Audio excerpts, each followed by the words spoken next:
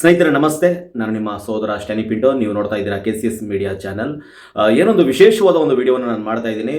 ನಿಮ್ಮೆಲ್ಲರಿಗೂ ಕೂಡ ಗೊತ್ತಿರುವಂತೆ ಗೋವಾದಲ್ಲಿ ಕೆಥೋಲಿಕ್ ಮಿಷನರಿ ಆಗಿರುವ ಸಂತ ಫ್ರಾನ್ಸಿಸ್ ಝೇವಿಯರ್ ಅವರ ವಿರುದ್ಧವಾಗಿ ಅವಹೇಳನಕಾರಿ ಮಾತುಗಳನ್ನು ಹೇಳಿಕೆಗಳನ್ನು ಕೊಟ್ಟ ಗೌತಮ್ ಖಟ್ಟರ್ ವಿರುದ್ಧವಾಗಿ ಈ ಒಂದು ಮಾತುಗಳನ್ನು ನಾನು ಮಾತಾಡ್ತಾ ಇದ್ದೀನಿ. ಏನೊಂದು ಪ್ರೋಗ್ರೆಸ್ ಆಗಿದೆ ಅನ್ನೋದು ನಾವು ನೋಡೋಣ. ಏನೊಂದು ಈ ಗೌತಮ್ ಖಟ್ಟರ್ ಒಬ್ಬ ವ್ಯಕ್ತಿ ಗೋವಾದಲ್ಲಿ ಒಂದು ಭಾಷಣವೊಂದರಲ್ಲಿ ಅವರ ಒಂದು ಧಾರ್ಮಿಕ ಭಾಷಣವೊಂದರಲ್ಲಿ ಸ್ಟೇಜ್ ಸಿಕ್ತು, ಮೈಕು ಸಿಕ್ತು ಅಂತ ಹೇಳಿ ಸಂತ ಫ್ರಾನ್ಸಿಸ್ ಝೇವಿಯರ್ ವಿರುದ್ಧವಾಗಿ ಒಂದು ಭಯೋತ್ಪಾದಕ ಅಂತ ಹೇಳಿಕೆ ಕೊಡೋದಲ್ಲದೆ ಆತನ ಕುರಿತಾಗಿ ಅನೇಕ ಮಾತುಗಳನ್ನು ಮಾತಾಡಿರುವಂಥ ನೀವೆಲ್ಲರೂ ಕೂಡ ನೋಡಿದ್ದೀರಾ.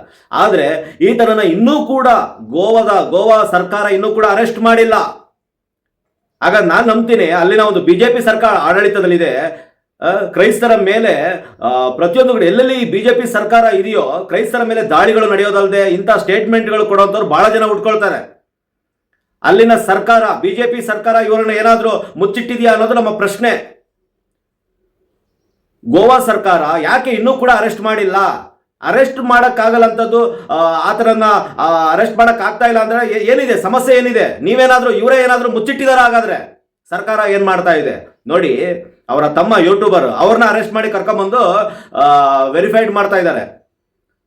ಇವಾಗ ಸ್ವಲ್ಪ ಮುಂಚೆ ತಾನೇ ನಮ್ಮ ಹೈಕೋರ್ಟ್ ಅಡ್ವೊಕೇಟ್ ಮತ್ತು ಸುಪ್ರೀಂ ಕೋರ್ಟ್ ಅಡ್ವೊಕೇಟ್ ಆಗಿರುವ ಶಲೋಮಿ ಮೇಡಮ್ ಅವರ ನೇತೃತ್ವದಲ್ಲಿ ನಾವಿವತ್ತು ಒಂದು CM ರವರಿಗೆ ಕರೆ ಮಾಡಿರ್ತೀವಿ. CM ಕರೆ ಮಾಡಿದಾಗ ಯಾವುದೇ ಒಂದು ರೆಸ್ಪಾನ್ಸ್ ಅಲ್ಲಿ ಸಿಗೋದಿಲ್ಲ, ನಮಗೆ ಕಾಲ್ ಕನೆಕ್ಟ್ ಆಗ್ತಾ ಇರಲ್ಲ.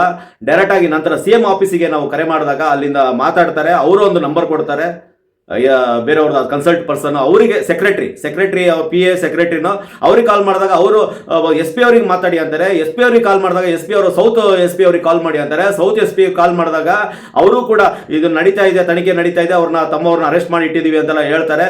ಯಾವುದೇ ಒಂದು ಪ್ರೋಗ್ರೆಸ್ ಅಲ್ಲಿ ಕಾಣಿಸ್ತಾ ಇಲ್ಲ. ನಂತರ ಇದು ಕ್ರೈಮ್ ಅವ್ರಿಗೆ ಹೋಗಿದೆ, ಕ್ರೈಮ್ ಹತ್ರ ಮಾತಾಡಬೇಕು ಅಂತ ಕ್ರೈಮ್ ಅವ್ರ ನಂಬರ್ ತಗೊಳ್ತೀವಿ, ಅವ್ರಿಗೆ ಕನೆಕ್ಟೇ ಆಗಲ್ಲ. ನೋಡಿ ಇವತ್ತು ಗೋವಾದ ಸಿಚುವೇಶನ್ ಯಾವ ರೀತಿ ಇದೆ.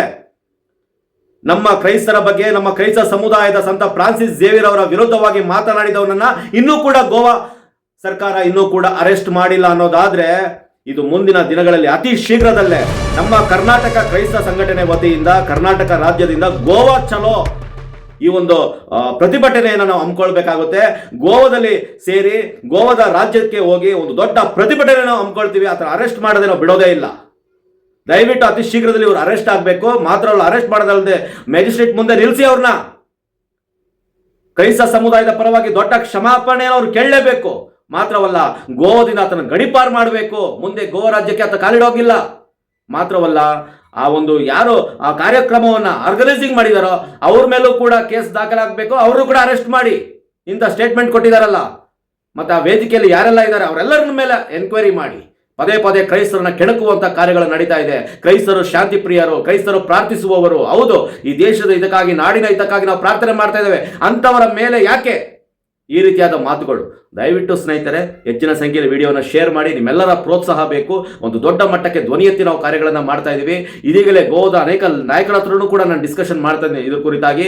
ಮಾತ್ರವಲ್ಲ ಕರ್ನಾಟಕ ರಾಜ್ಯದ ಸಂಪೂರ್ಣವಾಗಿ ನಾವು ಬೆಂಬಲ ಕೊಡಬೇಕಾಗಿದೆ. ಕ್ರೈಸ್ತರು ನಮ್ಮಲ್ಲಿ ಅನೇಕ ಡಿನಾಮಿನೇಷನ್ಗಳು ಇರ್ಬೋದು. ನಾವು ಪ್ರೊಟೆಸ್ಟೆಂಟ್, ನಾವು ಕ್ರೈಸ್ತರು, ನಾವು ಕ್ಯಾಥೋಲಿಕ್ ಅವರು, ನಾವು CSI ಮೆಥೋಡಿಸ್ಟ್ ಅಂತೇಳಿ. ಇವತ್ತು ಸಂತ ಫ್ರಾನ್ಸಿಸ್ ಝೇವಿಯರ್ ರವರು ಅವರ ಒಂದು ಕಾರ್ಯಗಳು ಗೋವಾದಲ್ಲಿ ಅವರು ಬಂದು ಮಾಡಿರುವಂತಹ ಕಾರ್ಯಗಳು ಬಹಳಷ್ಟು ಇದೆ. ಕ್ರೈಸ್ತ ಸಮುದಾಯದ ಪರವಾಗಿ ಅವರು ನಿಂತಿರುವಂಥದ್ದು. ಹಾಗಾಗಿ ಅವರು ಕ್ರೈಸ್ತ ಸಮುದಾಯದ ಆಸ್ತಿ ಅಂತ ಹೇಳಕ್ ಬಯಸ್ತಾ ಇದ್ದೀನಿ. ಅವ್ರು ಇವತ್ತು ಇಲ್ಲದೆ ಇರ್ಬೋದು, ಅವ್ರು ಮಾಡಿರುವಂತಹ ಕಾರ್ಯಗಳು ಇವತ್ತು ಕೂಡ ನೆನಪಿಗಿದೆ. ಆ ವಿದ್ಯಾ ಕ್ಷೇತ್ರಗಳು ಬಹಳಷ್ಟು ಇದಾವೆ. ಇವತ್ತು ಎಷ್ಟೋ ಜನ ಬಡವರಿಗೆ ಸಹಾಯ ಮಾಡಿದ್ದಾರೆ, ಬಹಳಷ್ಟು ಇದೆ ಹೇಳಕ್ಕೋದ್ರೆ. ಓಕೆ, ಹಾಗಾಗಿ ನಿಮ್ಮೆಲ್ಲರ ಸಪೋರ್ಟ್ ಬೇಕು, ನಿಮ್ಮೆಲ್ಲರ ಬೆಂಬಲ ಬೇಕು. ಎಲ್ಲರ ಪ್ರೋತ್ಸಾಹದೊಂದಿಗೆ ಈ ಒಂದು ಹೋರಾಟಗಳನ್ನು ನಾವು ಮಾಡೋಣ. ಮತ್ತೆ ಆದಷ್ಟು ಬೇಗ ಆತನನ್ನು ಅರೆಸ್ಟ್ ಮಾಡಬೇಕು. ಮತ್ತೆ ಕ್ರೈಸ್ತ ಸಮುದಾಯದ ವಿರುದ್ಧವಾಗಿ ಆತನು ಕ್ಷಮಾಪಣೆ ಕೇಳೋ ತನಕ ಬಿಡೋ ಮಾತೇ ಇಲ್ಲ. ಓಕೆ, ಧನ್ಯವಾದಗಳು ಸ್ನೇಹಿತರೆ. ನಿಮ್ಮೆಲ್ಲರ ಪ್ರೋತ್ಸಾಹ ಪ್ರಾರ್ಥನೆ ನಮ್ಮೊಂದಿಗೆ ಇರಲಿ. Thank you.